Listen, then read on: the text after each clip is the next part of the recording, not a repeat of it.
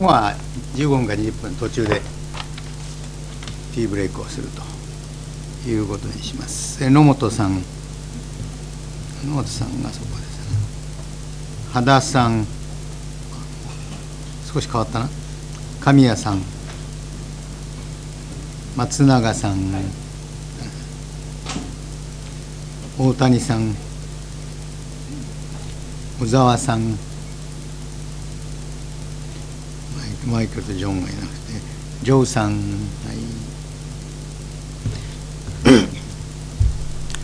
はい、でもジョーさんがいると中国語で質問されても私答えられないからね。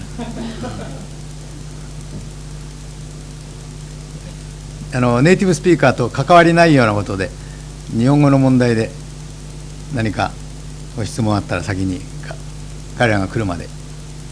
はい。はい。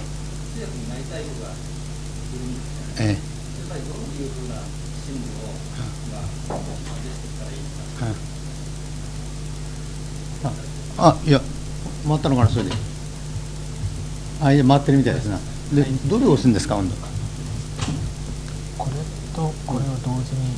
同時に。同時に。はい、すみません。進路ですね。勉強としては、昨日ちょっと言った、そのバイリンガルに限りなく近くなければいかんということ。もう少し日本人の場合、それを詰めていきますと、高校時代に日本語をしっかりということは、要するに日本語の勉強、日本の普通の青少年としての勉強をしっかりやりなさいということを私は強調しますね。英語ができなきゃならないのはこれは当たり前ですから。昔はね、20年ぐらい前ですと、バイオリニストになろうと思ったらば腕が2本なければならないといった人がいますよ。でそれは最低限で、あとは誰でも勉強するある程度できるという意味だったんでしょうけど、今はこれ身体障害の問題があまり言わないんですね。駆け出しに足が2本なしだなんとか、いや日本で駆け出す人もいるからね。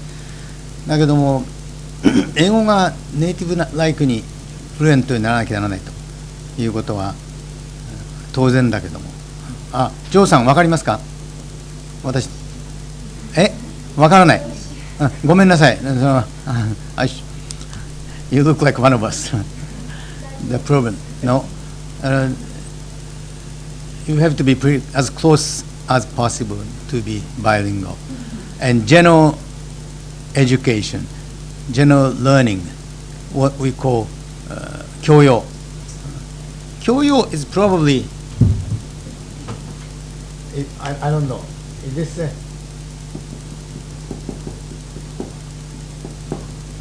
this Chinese word too? General learning, 教養.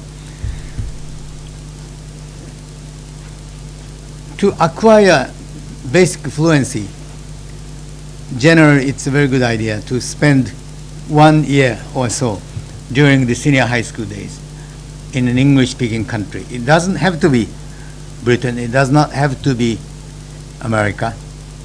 It may be Canada, it can even be Australia, New Zealand, where you might pick up a little local accent. But anyone who, after 1 year, can pick up the local accent is already a gifted linguist. Many people come back still basically with the Japanese English, right? But to spend a year in a very formative years,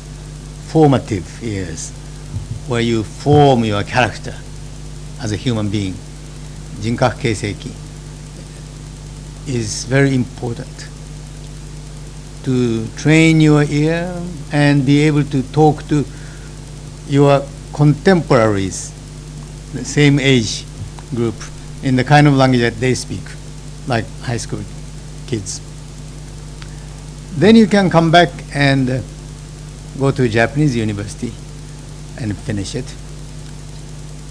I would definitely recommend a 4-year university rather than 2-year college to be a serious professional interpreter, because you do need a very broad range of general learning or 教養, a little bit about the literature, ours and other people's, mainly in the English-speaking world.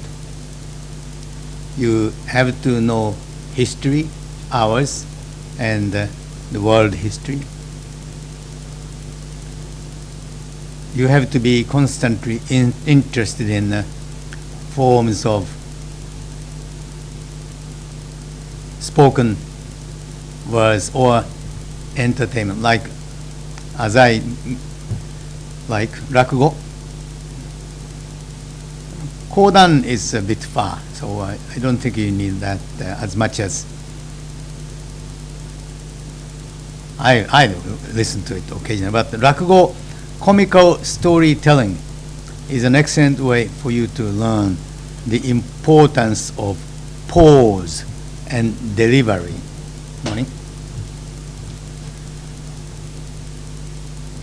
So, good education,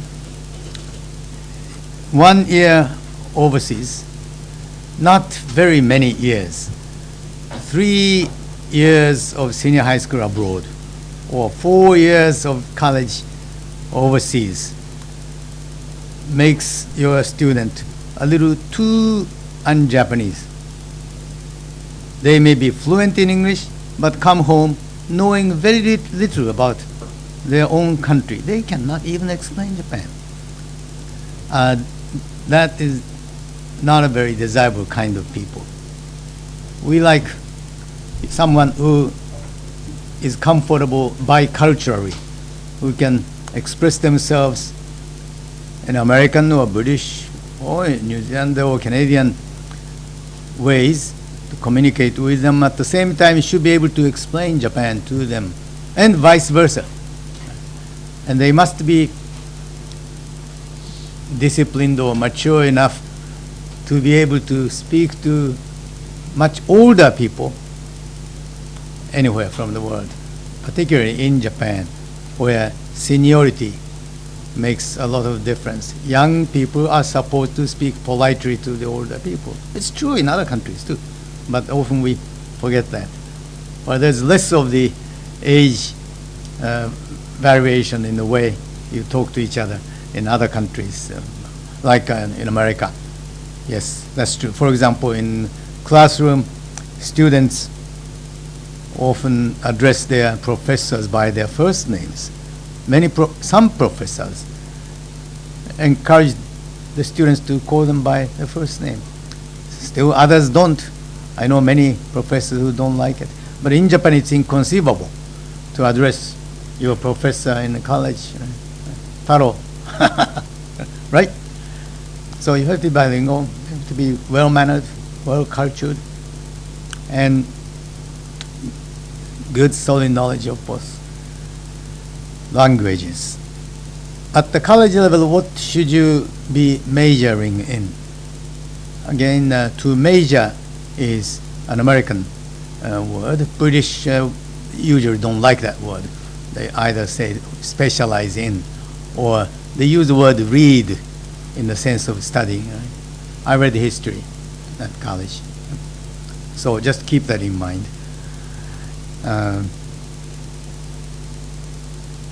From practical point of view, being a practitioner rather than theoretician, I don't think majoring in something like communication, linguistics is, I don't think it is much of help to make an interpreter.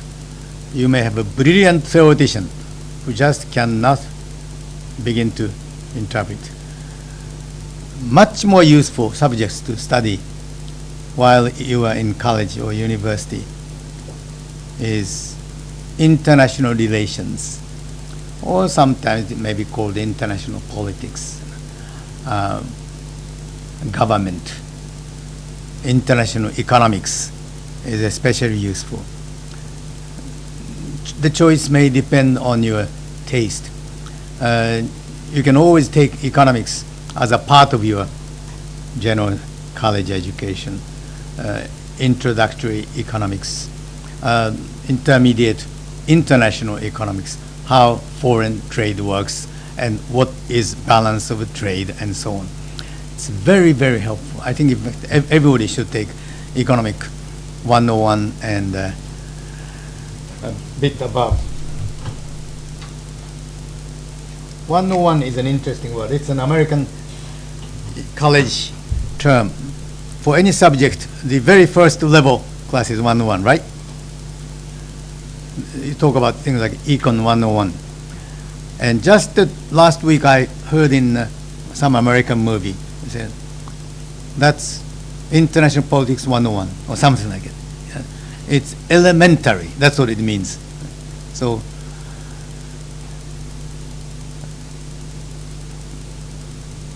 international affairs, political affairs, government, economics, these are useful areas to be in.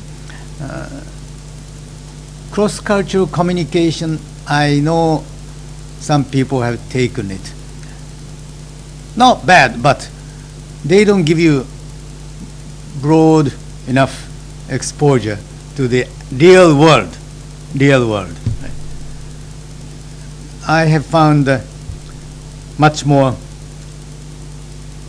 useful and practical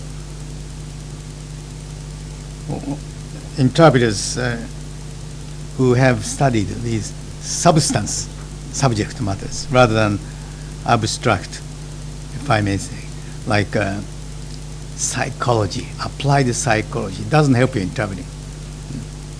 Psychological tricks in reading the mind of the speakers or trying to please the audience, you can learn by practicing it. So that is to answer your question. So tell your students, first, be a good high school student, if they are high school students, right? Yeah. Study everything we offer you. History, about modern world. And then during the high school years, if they can manage to get 1 year study abroad, and if they don't acquire reasonable fluency in 1 year in high school years, they are generally not linguistically gifted people. Flexible young person should be able to acquire the excellent fluency in 1 year. Do you feel? How do you feel about this? That's where to go. Where? People come to that, they would basically spend a lot of time learning Japanese. That's it. That's right. Of course. Thank you. Yep. I should have mentioned. Don't go to big cities where there are many Japanese living together, working, chatting with the Japanese. No. In fact, go to smaller cities. Actually, the people who learned the most, this goes with this, what Basil was saying, they didn't go to a school. They worked in a factory. And that didn't help their English, but everyone was curious. They were working with, and they would ask questions. That's true. That's true. Yeah. And it was natural. Yeah. And those people came Yeah. back. I may not have mentioned internship yesterday, but there are a lot of internships available. If you are prepared to pay for your own travel and the basic subsistence, an internship is not very difficult to find. Many American organizations, often civic organizations, non-profit, and sometimes government body organizations, private employers accept someone who volunteer and let me work for your company for 6 months or 1 year. I don't expect to be paid, so on. But there are all sorts of variations. Some organizations, many organizations, in fact, give you the salary, but you are responsible for your own travel. And some places, they give you even enough for your room and board. Last year I met a young woman who had studied English at Simon Academy, not the interpreter level, and then through some magazine published in Japan about internship, found a job with the Japan-America Society of Virginia. Virginia being just south of Washington, D.C. It's a Virginia and Japan Cultural Exchange Society, non-profit, of course. They sponsor tours to Japan, welcome visitors from Japan, help them, invite lecturers about Japan and America.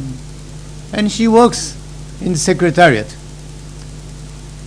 I forget how she was. Yes, I think she was being paid. Not very much, usually sort of minimum salary. But she was enjoying it tremendously. She came to Memphis, Tennessee, where I was interpreting for the business conference between Japan and southeastern states. So we became acquainted. She told me she had studied at Simon Academy. An internship was very good for her.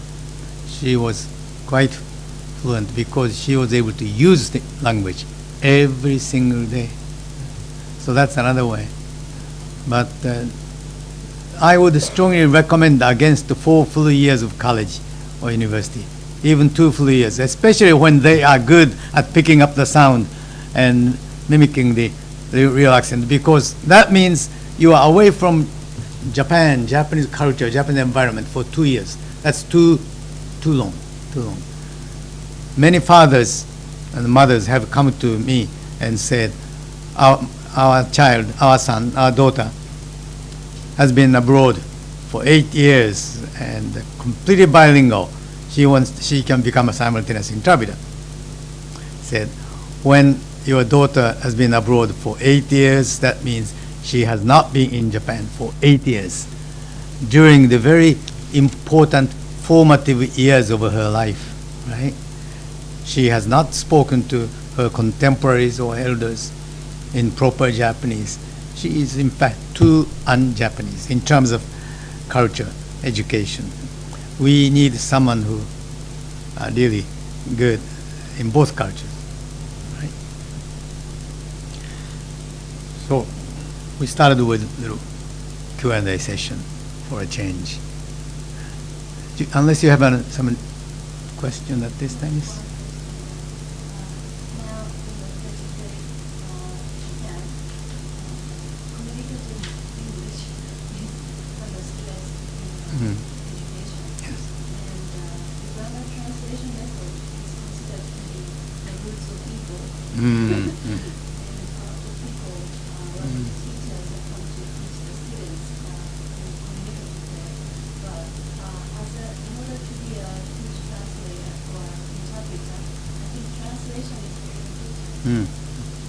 Yes.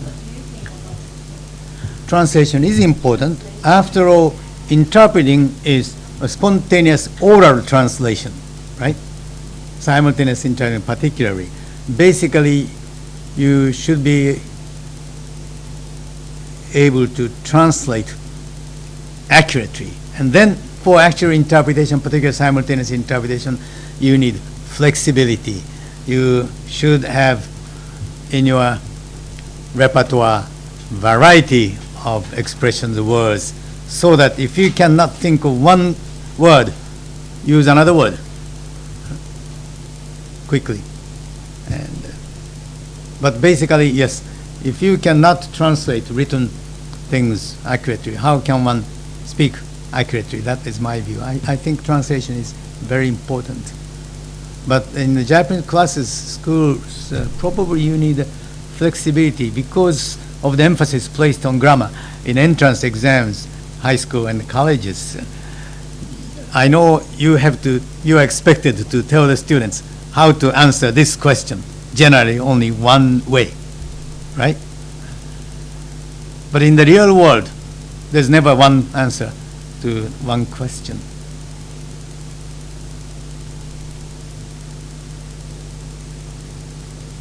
Any comment? What kind of schools do you teach? I teach at 2 public high schools and conversation school. How do you find high school students? I assume conversation school students are mixed bag. Young and less young, men and women, working and students, right? So for public schools, are they interested in English? It's interesting you mention that because for my speech today, I'm going to talk about it a little bit. So Very good, very good. Yeah, all right, let's save it save the fun for a little later. All right. It's interesting. It definitely has its ups and downs. Oh, by the way, that 20-minute speech is not for my class, for Komatsu-san. Oh. Oh, but you're going to, that's right. Help our demonstration, right? Right. Yeah. That's right. Just a brief. Yep, that's talk fine. about that. Yep. But I will address that. Yes. What I thought I would do this morning is ask Mike and John, one after another. We appreciate you being good sports. Give a short talk. May have been prepared, but we'll present it as if spontaneously doing it. In other words, without reading it. If you read a text, you become impersonal. You sound impassionate. And the tone there's no personality or feeling that comes through it. But if you are thinking, and for example, if you are thinking, I'm not sure what I want to say, but I'm thinking, that hesitation, for example, comes through. And when the speaker sounds a little hesitant, you can tell that his or her choice of words may not be exactly perfect, but you can read his mind and even put the words in his mouth. I have often done that. And I need some volunteers to translate what Mike and John will say into Japanese. Yeah, let's try a little bit of that. Anyone would you like to volunteer? You do most interpreting at school, right? But how about you? Why not? Huh? Do. All right. So bring something like your notepad, and Mike, will you please? I have some notes. I'll try not to read it, but I do have some. Yeah. Okay. Look at it occasionally.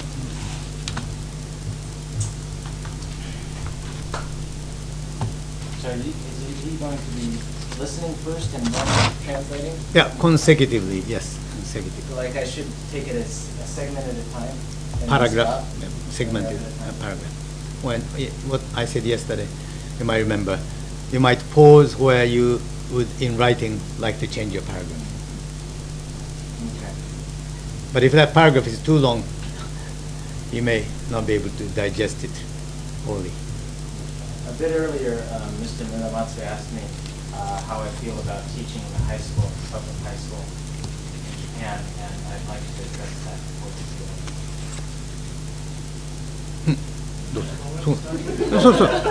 Yes. They don't speak English. You are not listening. A bit earlier, Mr. Muramatsu had asked me how I feel about teaching in high school in Japan, and I would like to address that for you today.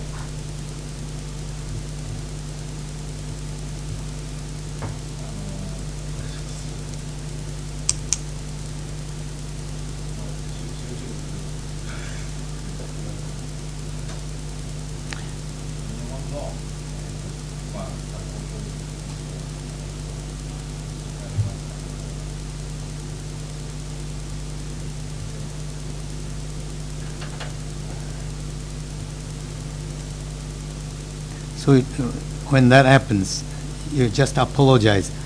Excuse me, would you mind repeating it?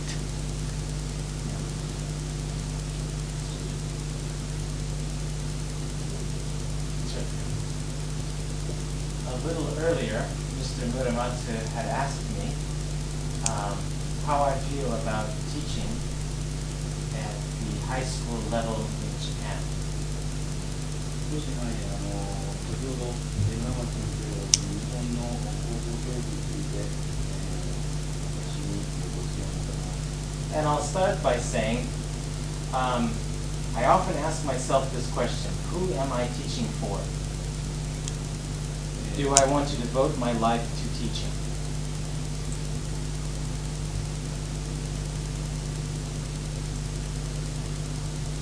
誰に対して教えているのかという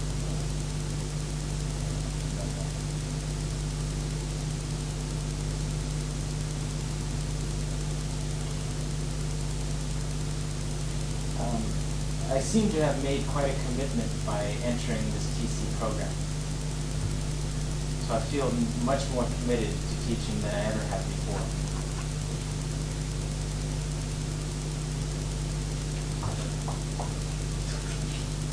How do I indicate an end?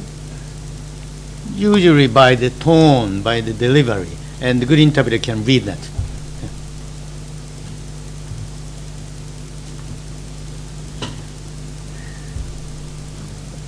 Ozawa-san, what's the problem? The word commitment bother you?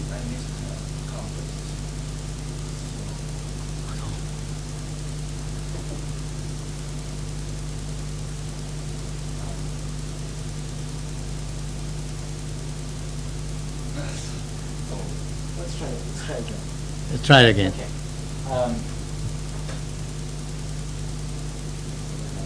I often ask myself the same question. Who am I teaching for? And do I want to devote my life to teaching?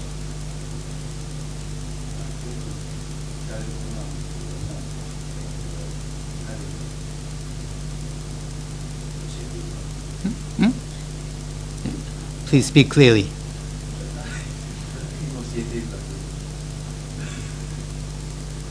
All right, all right. You suffered enough. If you might stay here. He said, 誰に教えている? It's not to whom. Who I'm teaching for. Isn't that what Mike said? For. For whom am I teaching? In whose interest, in other words, right?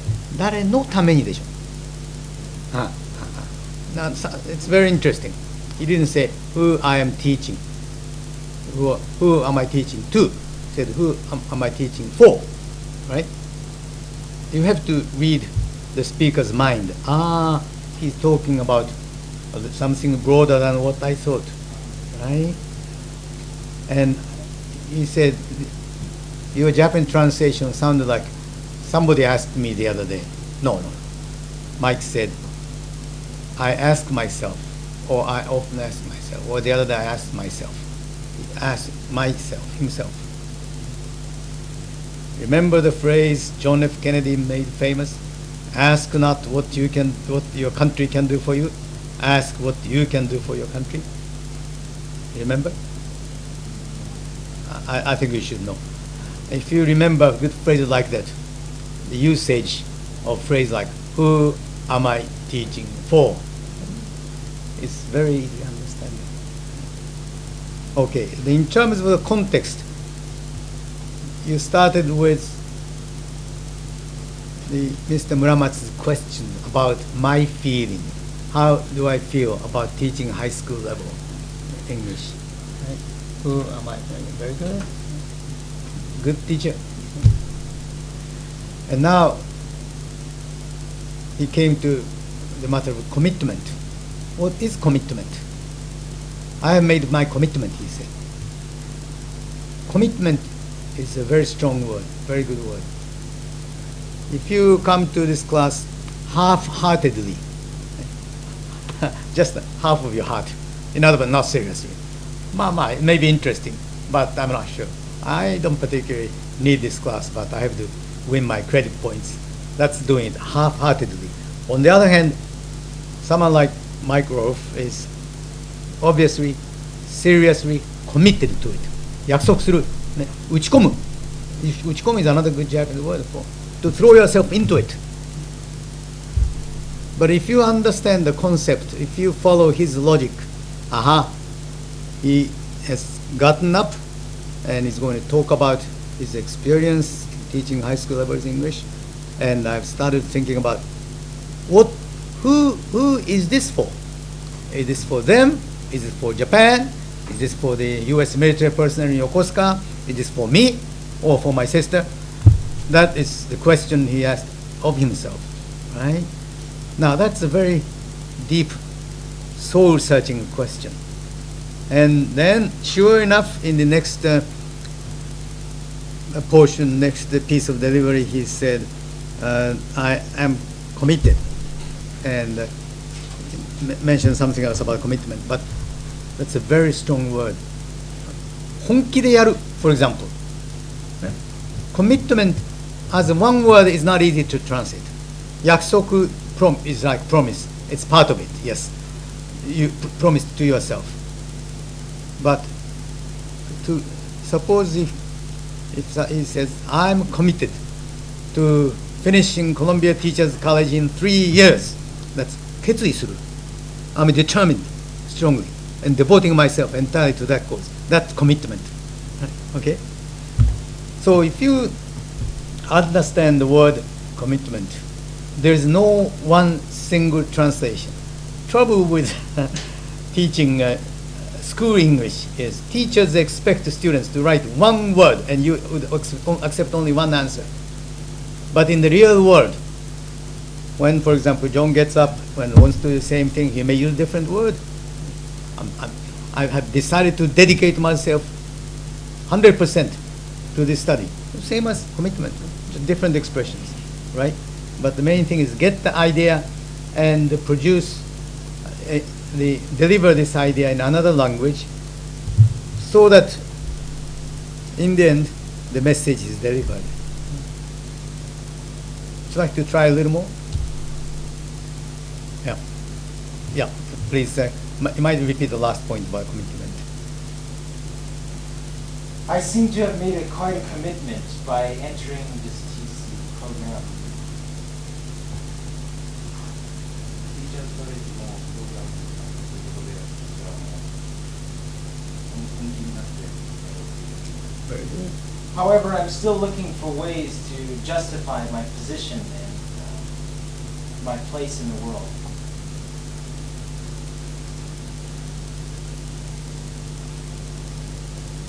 I don't want to teach out of need, but rather out of passion, and to touch lives and in turn be touched by others.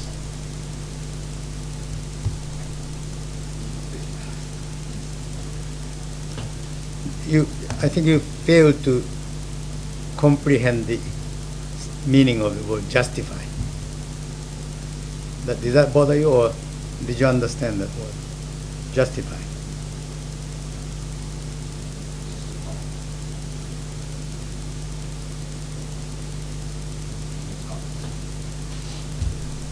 Could you repeat that first sentence? I'm looking for ways to justify my position as a teacher.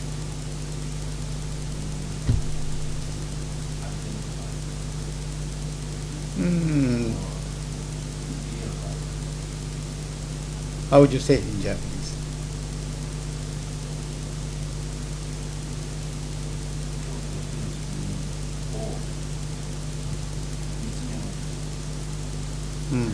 It's much stronger than that. To justify is to reason, and so that this is right. Justify. 正当化する. But I want to justify my position as a teacher. じゃあなぜ先生をやってるのかを理解して。Why am I doing this teacher business? Right? That's the meaning. But by using one single verb, justify, the seriousness of the speaker comes out quite well. Doing it for what the need, or rather for passion. Didn't the speaker mention the word passion versus need? Right. Need is because I need money. I need to earn my living in Japan. Am I doing this teacher job because I have to make a living? Or am I teaching because I feel passionate about it? I am at this point anticipating that the speaker is going to say that I feel passionate about teaching, educating young people about my language. Of course, he might say in passing that I must make a living, so naturally I need to be paid. But money is not the primary purpose. If money is the primary purpose, I would try to invent new computer software and become Bill Gates and become the world's richest man for 3 consecutive years. Isn't that what he's doing? But I don't think he's happy. I don't think so. That's sour grapes. Sorry, I didn't mean to steal your thunder. So, Shall I continue? please. Okay. Let me go back a little bit. I do not want to teach out of need, but rather out of passion, to touch lives and be touched in turn be touched. However, I've reached an impasse, and I'm looking for which way to turn.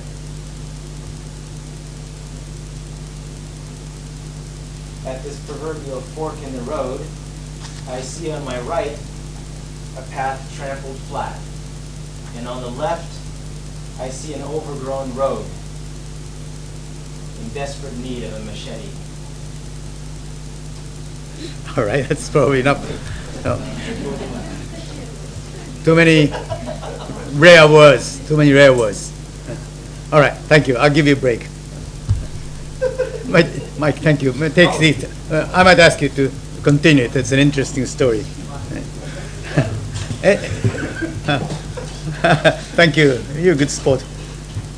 Now, can someone give Japanese translation? Quick summary. If you cannot do it in 4, I would accept a summary.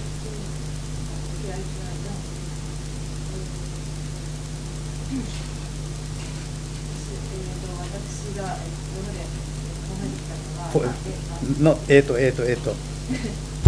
If you say 8 3 times, that becomes 24.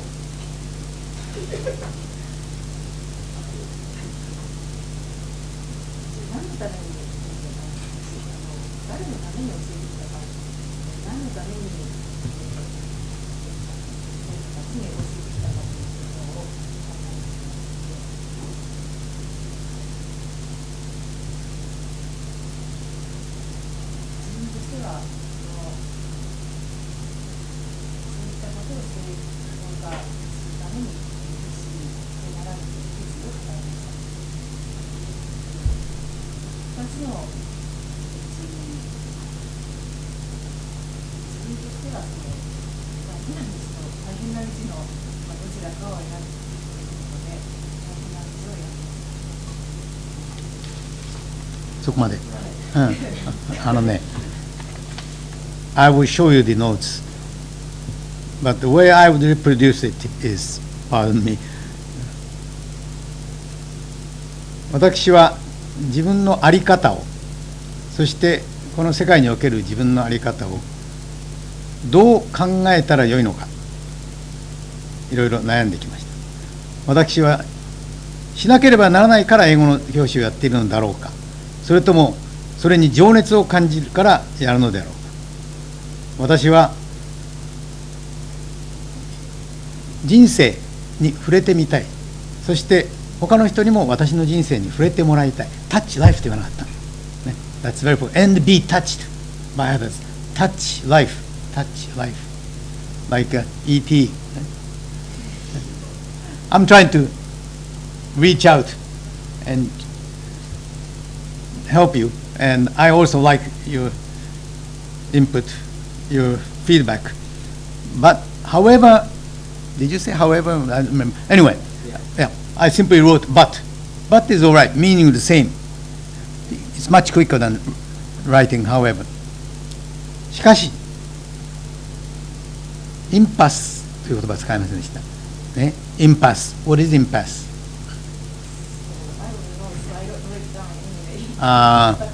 You see, so if you are interpreting for a speaker of Mike's level of learning, scholarship, expect to hear words like that. It's not a high school in a high school vocabulary. High school children probably won't use the word like impasse. You have to be college educated or well read. But interpreters should know. Impasse is, how do you paraphrase it? You don't know which way to go, so you just don't go anywhere. That's impasse. Like last night, I was wondering what I should do. I was staying in Tokyo instead of going home, driving for an hour and a half, Yokohama, saying, what do I do? Should I just? So I decided to see a movie. called up one of my friends and saw a movie, Star Wars 3, Return of Jedi, for the 4th time. But if I was wondering, should I go to see a movie or should I just go back to my hotel room and sleep? But instead, which is better? Which is better? Wondering. Don't do anything. That's the worst thing.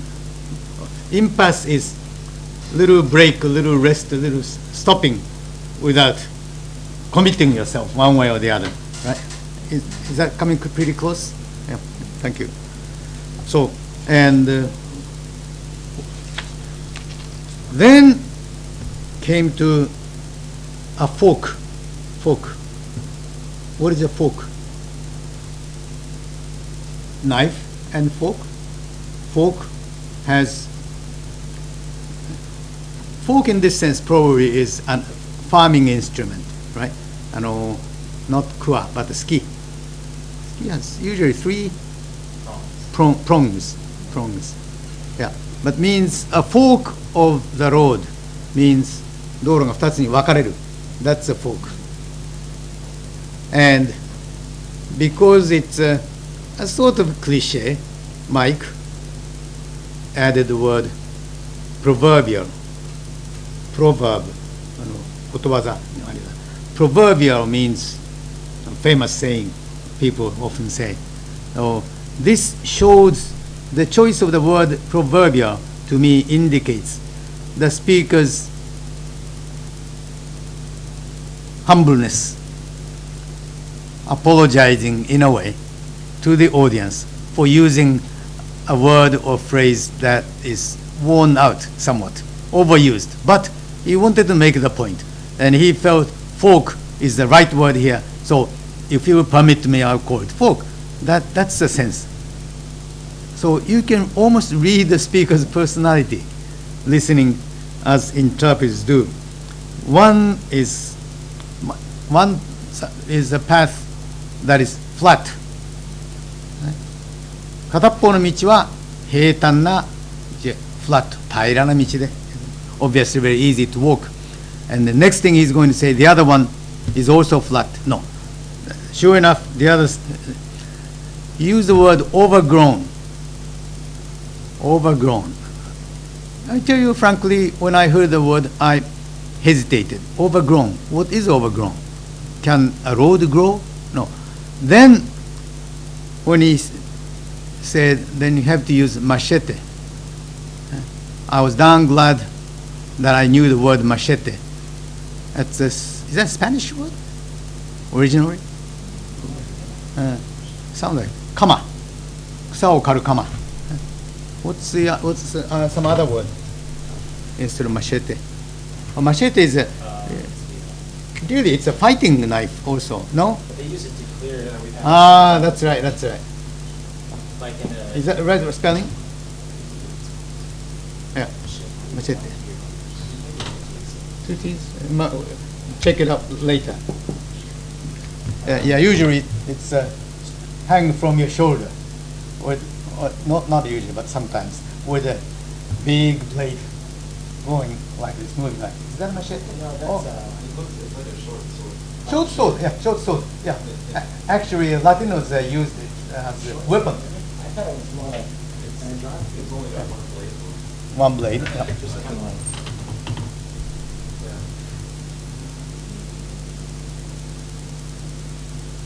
Something like that, or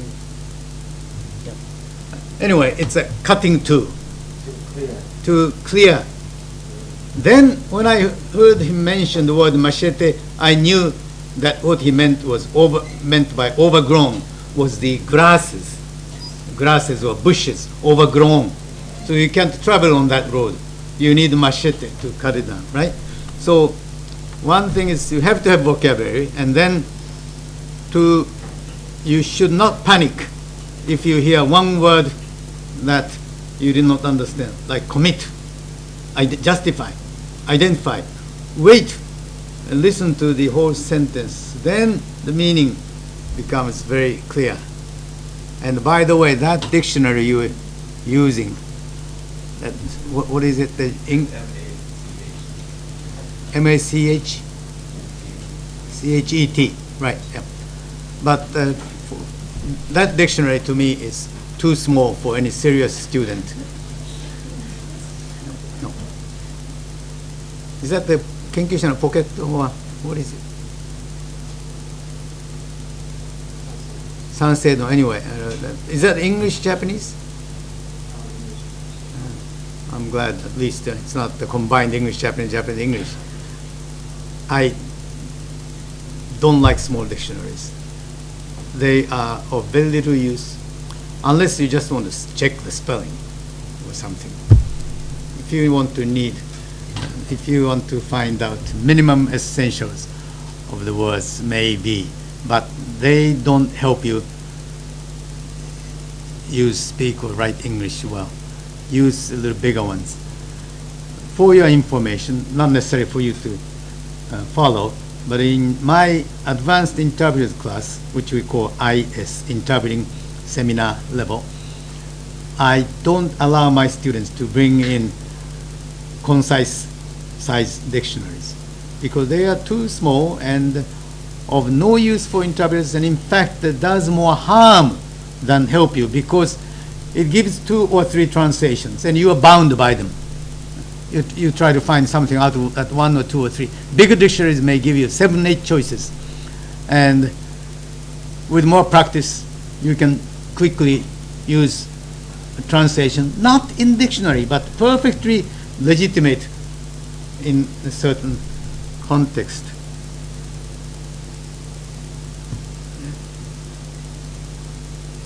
Would you like to try interpreting? All right, come up here. Mike, would you continue your interesting story? All right, so to help you do translation, so impasse,もう行き詰まりになった。Oh, that's not a bad word. 行き詰まった。行き詰まった。found I couldn't go forward anymore. 行き詰まってどちらへ行ったらよいのだろうか考えました。そしてそこでプロバービアル、世間でよく言う道路の分かれ目に来たのです。一方の道は平坦に見えました。もう片方の道は草が生い茂っており、鎌で刈らなければ進めません。Alright? So, imagine or anticipate how the story is going to develop. Is he going to take an easy flat road, humming? No, probably the other way. Right? Okay, thank you. I'll go again with what we just talked about. I'm at an impasse and I'm looking for which way to turn. And at this proverbial fork in the road, I see on my right a path trampled flat, and on my left I see an overgrown road in desperate need of a machete. The choice is clear, to toil or to stroll.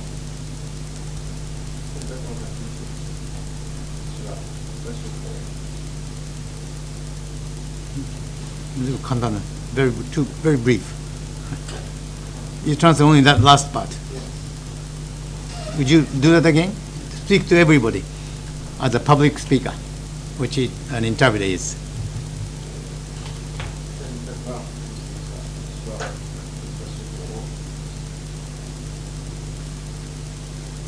Perhaps for the same reason I have not diligently set out to master the Japanese language, my students don't feel the need to speak English. There is no struggle in either of our worlds.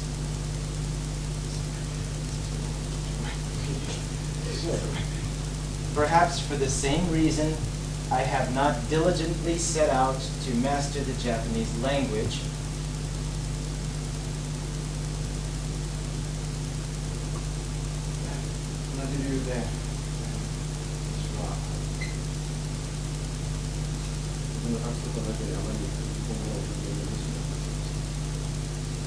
my students do not feel the need to speak English.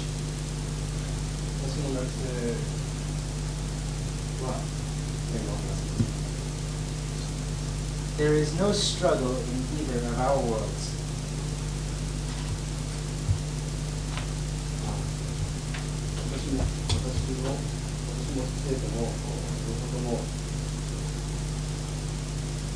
努力をします。あのね、ごめんなさいね。So many fine points get lost. Toil versus straw. That poetic notion should come out. Toil is closer by the sweat of the brow on the one's. Straw is just a brum, brum, brum, brum, right? I chose the other one. And just like I have not committed myself to studying Japanese, my students are not committed to studying English, right? That comparison is quite interesting. I noticed it later when I translate. Yeah, but when you are translating like that, now you are doing paragraph by sentence by sentence, I hope you can at least produce possible translation that the college entrance examiners will give you a mark of okay. Struggle or need to. These are carefully chosen words. And ideally, you should also use carefully chosen Japanese words that give you impact. Struggle, perhaps 戦い。真剣にやる。Do it seriously, earnestly, right? And struggle and commitment was another example. You are doing the minimum subsistence level in traveling. But to really help the audience understand what this speaker is here trying to reach them, you need to put more feeling into it. Yeah, it's difficult for me. It's my limit because I very much focus on grasping the outline of this. But isn't the outline quite clear now, by now? Yeah, it is, but I'm not get accustomed to this situation. So I'm very nervous. Actually, you don't need to be an interpreter to understand this. Any member of the audience, passive audience, always listen to the speaker in context. This guy is going to talk nonsense. Or she is developing some interesting theme. I think I'll stay awake. So everybody's listening and anticipating the development. You don't listen to one word, one sentence and get surprised every time, right? I felt as if I were taking exams. So you know how the students feel. It's a good experience for me. Right. You know, all these speakers. All right. Hada-san, would you like to try? Do you, Hada? ごめんなさい。松永さん。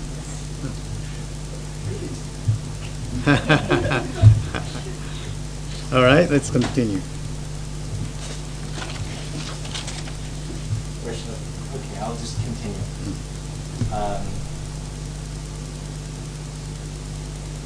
So I'm dealing with a high degree of apathy. 私は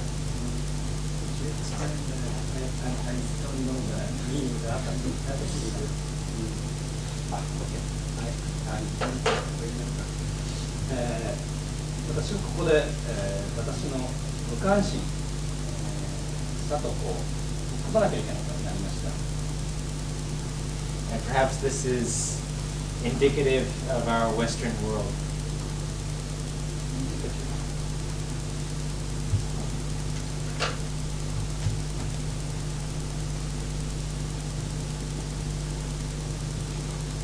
Not sure, I guess the movement is indicated. 西洋社会でもそういうような人たちがありますが、見受けられますが、無関心、無感動の気持ちとその手があります。And what I'm searching for is what it is to be human. 私が今探しているもの、見つけようとしたいものは、この人間とは一体何かということです。And happiness to me is measured by the smiles exchanged between people. 幸福というのは、お互いに、人間同士が法にかけることではないかと私は思っています。To celebrate life is to practice happiness. そして、人間の、幸福というものを祝っていきます。Regardless of what life we may have. そして私たちの人生というのはどうあるべきなのか。Poor or rich, 貧困の富、young or old, 老若、年老いた人から若い人、 physically able or disabled, 肉体的にハンディキャップを背負った人、そうでない人、 mentally able or また mentally 精神的 disabled. に障害を持っている人、持ってない人。In fact, I've had the opportunity to work with mentally disabled people. そういう精神的に障害を負った人と一緒に働きたいというチャンスが私に今あります。I find it very rewarding. 本当にその仕事を今やってますけれども、価値あるもの、本当にやりがいがあると思っています。Why is it that mentally handicapped people always smile and exude happiness? They must know something we don't know. その精神的な障害を負った方たちを笑みを取り戻させるために、私はいろいろしたいと思っております。And given that, in that respect, perhaps our heart is handicapped. Our hearts.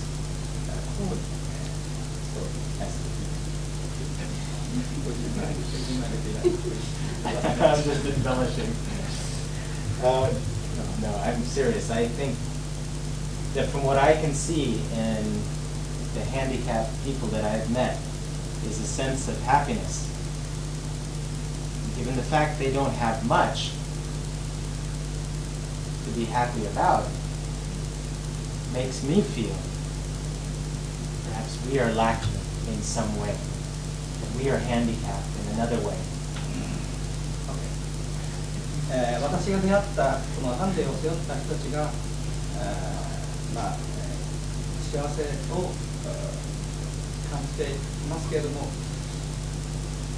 私たち自身もその幸せを感じなければ、こちら側にその障害がちょっとずつあるのかもしれません。You need to be more open-minded to an idea that you have never heard, to a foreign idea, exotic idea, something that you never thought of. Be open-minded, and then capture what this man stands for.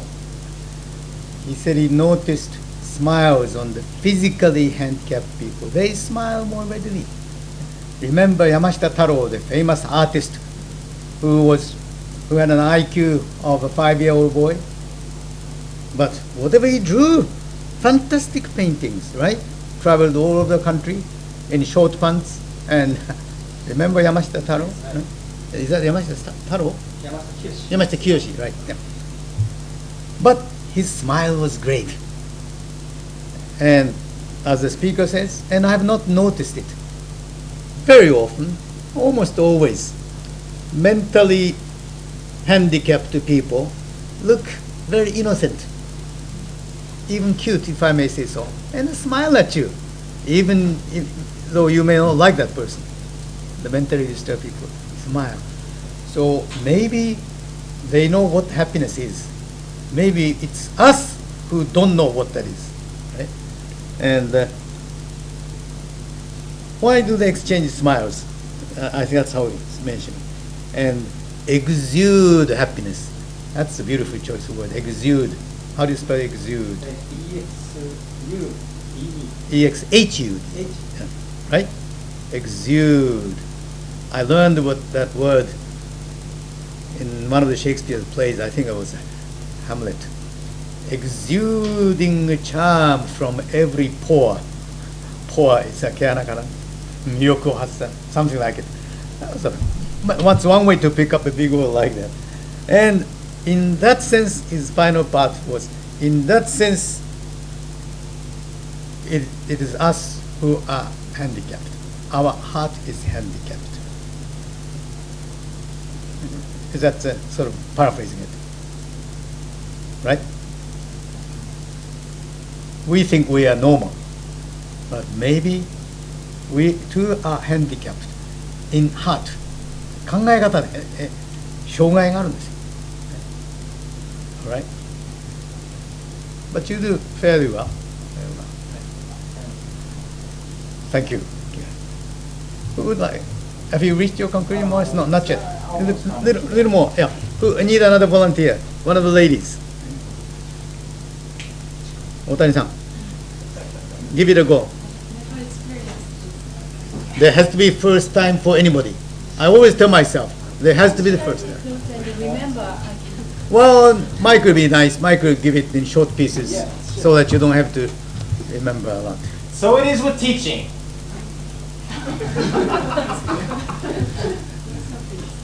So it is with teaching. I feel to give is to grow.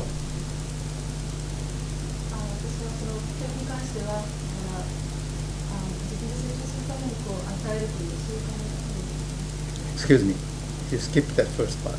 So it is with teaching.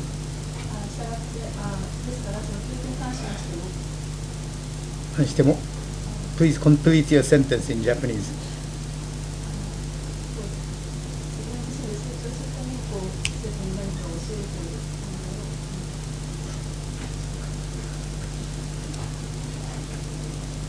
All right, please continue.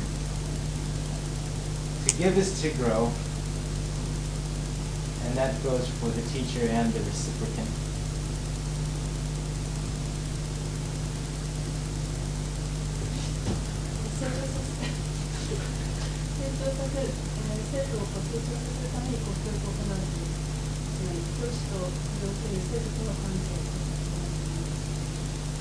But to